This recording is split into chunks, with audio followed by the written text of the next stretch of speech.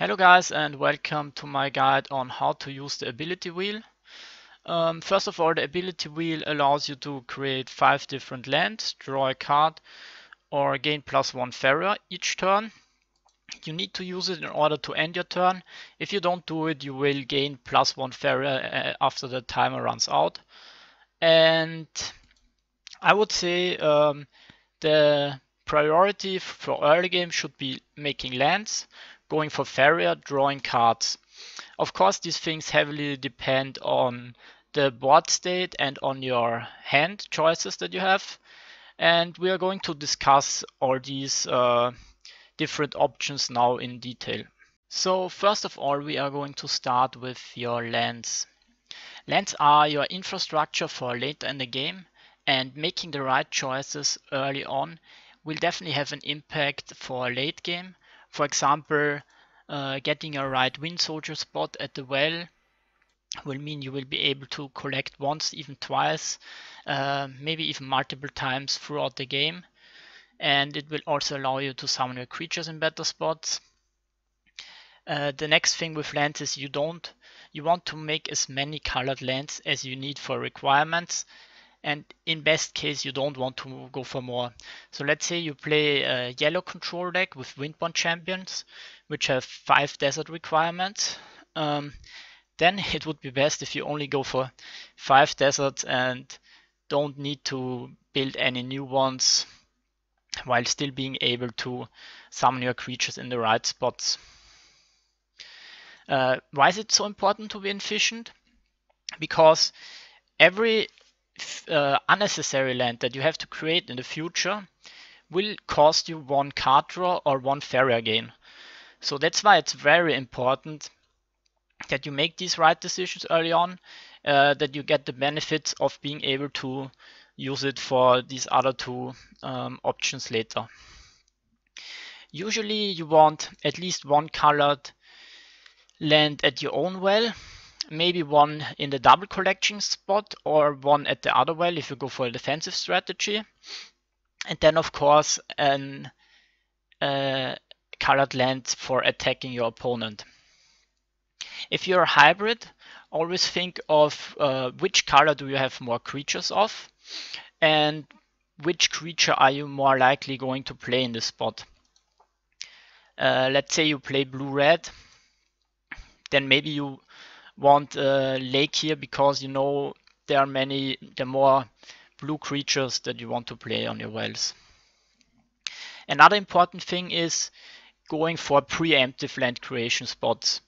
So for example, you have a bomb sling on hand, which costs 3 mountains, but you also want to cast a firestorm that turn.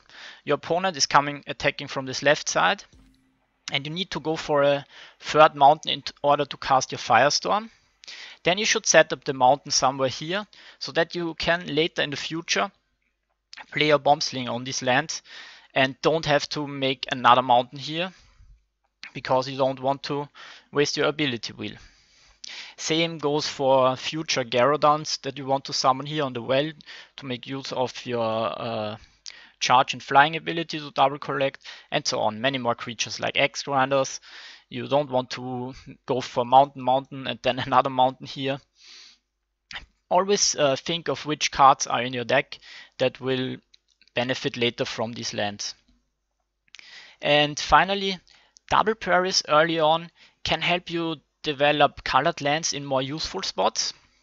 So unless you go for your deck relies on a very defensive strategy, you don't want to stack all your colored lands here around the orb.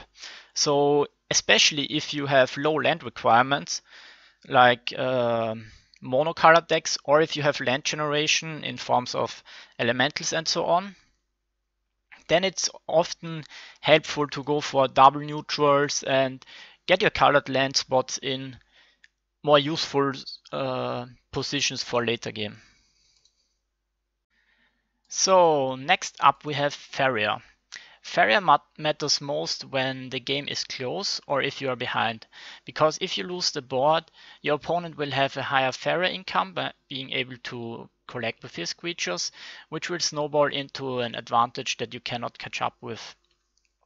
Tempo is the key to get into a winning position. And that's why I always say early on, Faeria is much more important than card draw. Think ahead a couple of turns for expensive cards or combos that you want to play. So let's say next turn you really want to get out Windfall, or you think you need to play a Gyarados or a Mythmaker to buff a creature. Then make sure that you are able to cast the next turn by calculating through how much Faeria do you need. Don't rely on your intuition. Really calculate how much do my creatures gather. And maybe if you are super next level, you can even calculate like 2 turns ahead what can happen. But it's very important that you think about these things.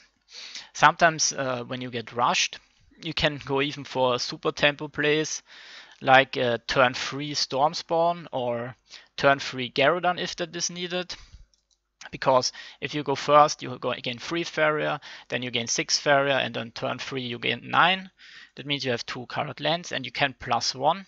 So you could go for something like Storm Spawn defensive if you get rushed by yellow and have nothing else to defend. And also, but that's rather the exception. And also keep in mind, going for lands between the wells is way more efficient if you then gaining +1. If you have a creature where you know it will survive, then and it's maybe sitting here, don't go +1, rather set it up to double collect. And finally, we will talk about card draw. Card draw is much less important than in other games in Faeria, because you can basically draw 2 cards each turn once you are low on cards. And drawing, however, is a great way to stay ahead if you already have a board advantage. It allows you to find the most efficient answers and find threads to keep up the pressure. Drawing early can be worth it if you know certain cards in your deck that will help you find the most efficient clear. So let's say your opponent has a low health creature and you play yellow and you already drew half of your deck and have 3 wind soldiers and 3 soul drains left, then you should definitely go for a draw, because there's a 1 out of 3 chance that you will get it. So or when you draw for an answer, always make sure you know what answer it is. Just don't blindly draw, and maybe even calculate the probability in order to see if it's worth to drawing for it. Decks that need more card draw are usually low on curve. That's when you need more card draw, especially with empty cards like Campfire in Archers, or if you run Windfall that has no real impact on the board, then you probably will also need to draw a bit more.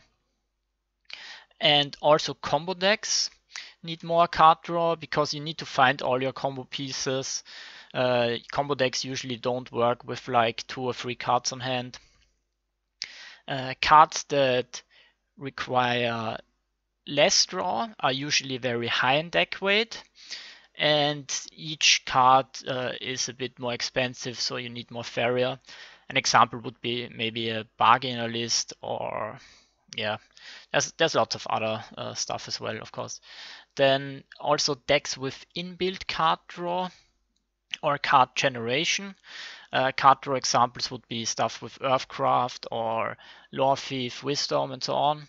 And land and card generation, Free Wishes, Spell Whirl, because you generate more cards. And a general rule is draw first before you make any other moves, because there's a high chance the new card you get will affect your moves. And super late, when it gets close to fatigue, of course, always keep that in mind. Try to avoid drawing.